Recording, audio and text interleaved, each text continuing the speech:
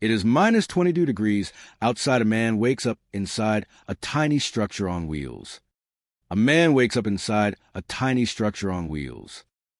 And his neighbors in their expensive stick-built cabins, they are wrapping towels around their pipes and praying. That man is not lucky. He is not special. He made 3 specific decisions when he built his Quonset on wheels. And today, you are going to learn exactly what those decisions were. Because here's what nobody tells you when you start researching Quonset huts on wheels. The arch shape is gorgeous. The build cost is low. The off-grid potential is incredible. But metal conducts cold the way a highway conducts traffic. Fast, ruthless, and nonstop. If you do not understand the thermal weak points of a Quonset before you build, you will spend every winter fighting your own home, and you will lose. So we found the 3 warmest Quonset builds on wheels ever documented. 3 completely different approaches, 3 different budgets, 3 different heating philosophies, and every single one of them stays above 60 degrees Fahrenheit when the world outside drops to absolute misery. We're going to break them down piece by piece. The insulation, the heat source, the weak points they fix that most builders completely ignore. By the end of this video, you will know exactly which build matches your situation and how to copy it. Let us start with the enemy. Cold does not just come through your walls. That is a mistake almost every first-time Quonset builder makes. They obsess over the arch. They spray foam it beautifully. They feel proud. Then they wonder why they are still freezing at 2 in the morning. The answer is underneath them.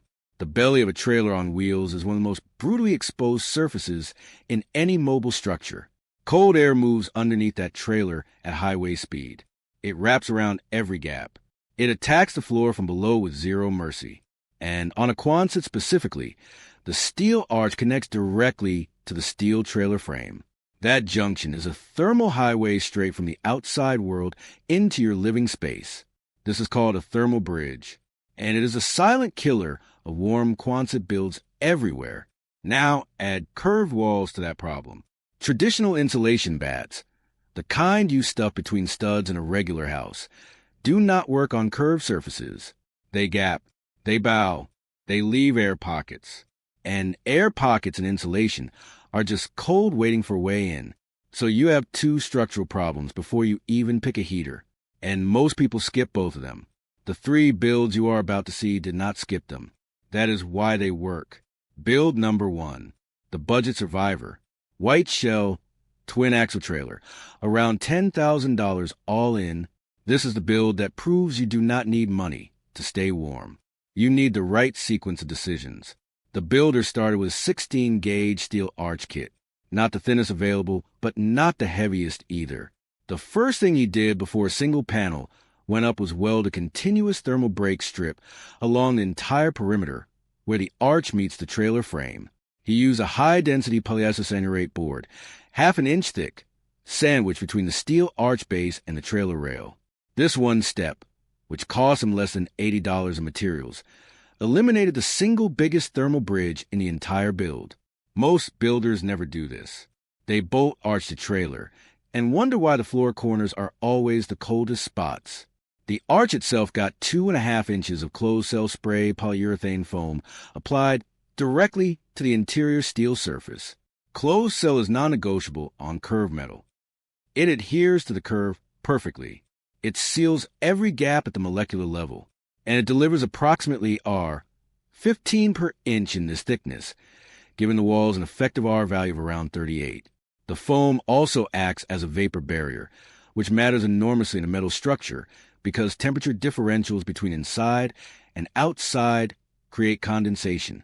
Condensation inside insulation destroys it within 2 seasons.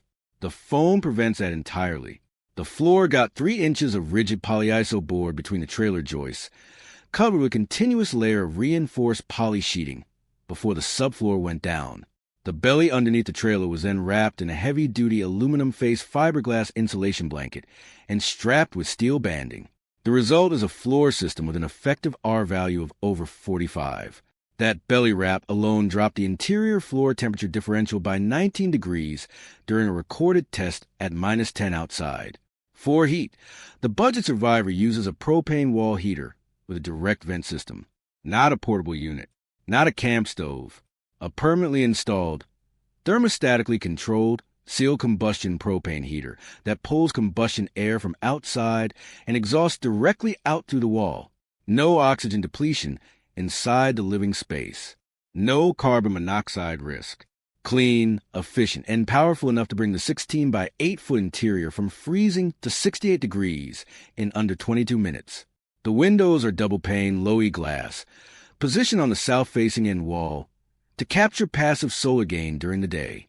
A thermal curtain backs them at night. The door is a solid core insulated steel unit with a magnetic compression sweep that seals airtight when closed. Total air changes per hour at standard pressure differential, 0.4. For reference, a code-built house averages around 0.35. This trailer is essentially airtight. Result? At minus 22 degrees Fahrenheit outside. Interior held at 64 degrees with a heater set to 68 and running at roughly 60% capacity. Budget Survivor does exactly what its name promises. Build number 2, the off-grid woodsman. Green arch, with stovepipe through the roof, a full cord of firewood stacked under the rear overhang. This build is for the man who wants zero dependency on any external fuel supply. No propane deliveries. No power grid. Nothing but the wood he cuts from the land around him. This builder understood something most tiny home people never figure out.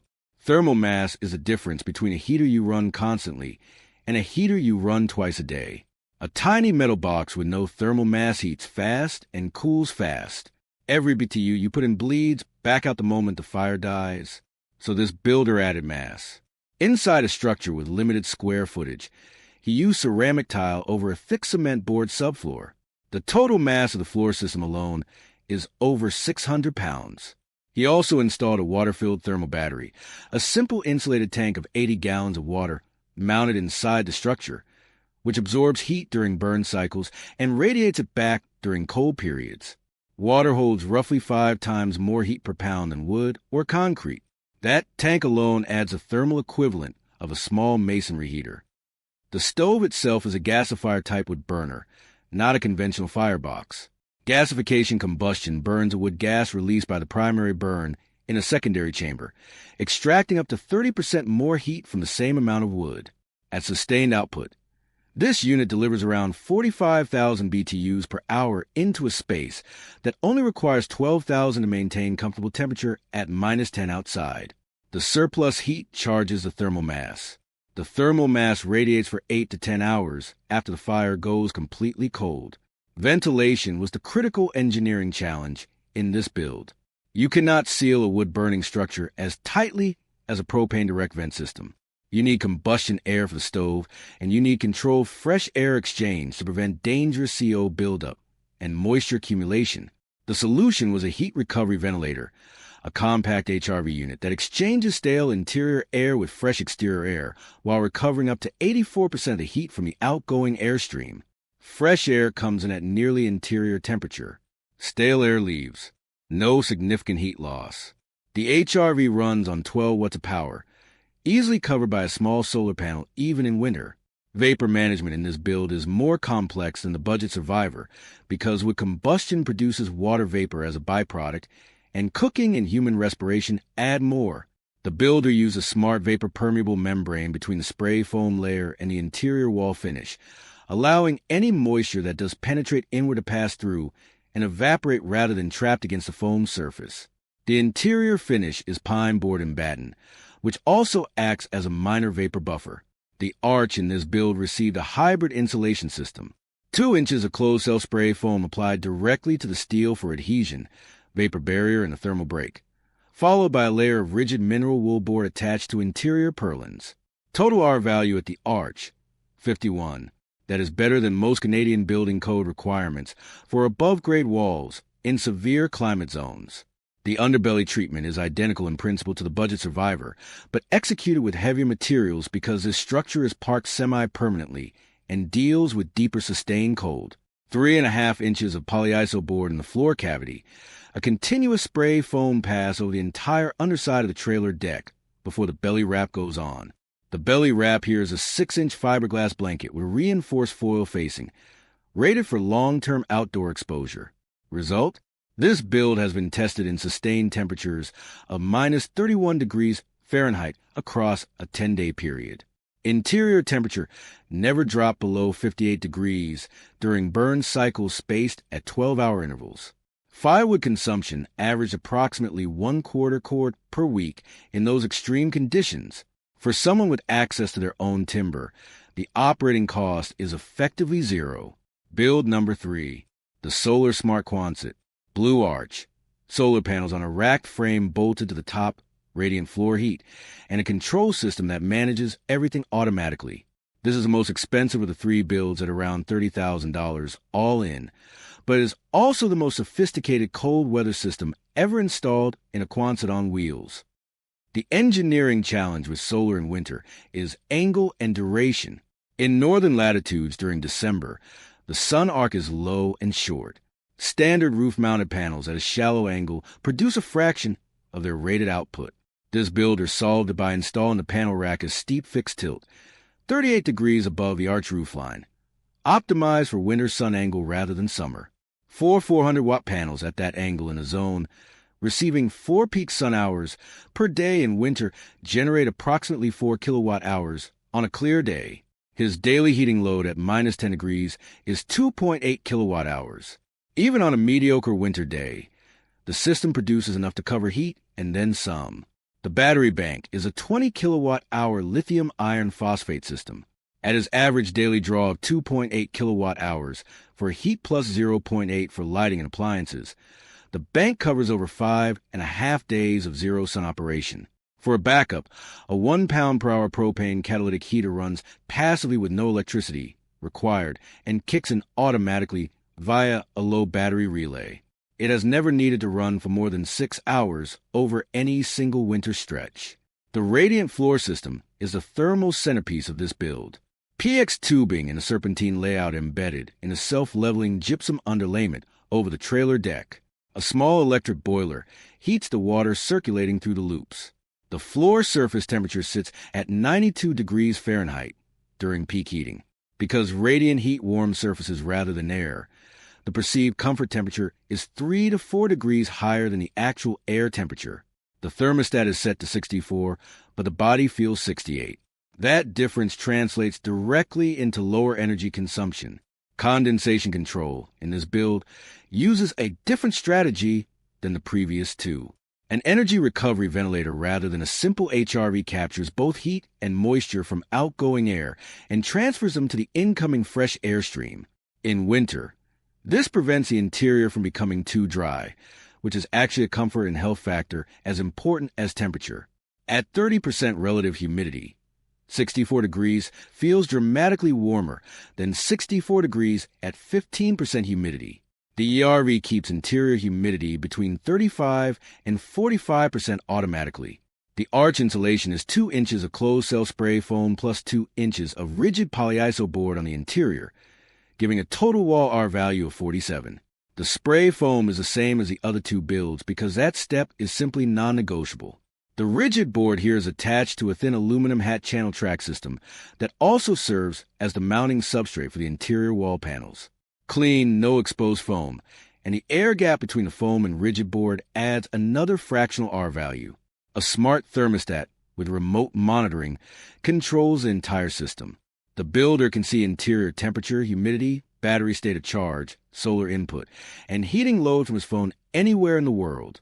He can adjust set points, receive alerts if any parameter goes out of range, and trigger the propane backup manually if needed. When he arrives at the structure after 2 weeks away in minus 15-degree weather, the interior is exactly 62 degrees. No frozen pipes. No moisture damage.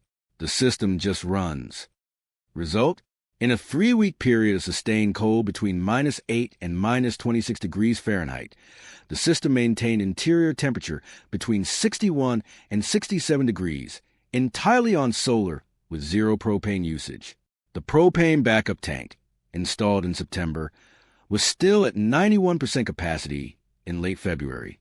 Now here is what all 3 builds share, because this is where the real lesson lives.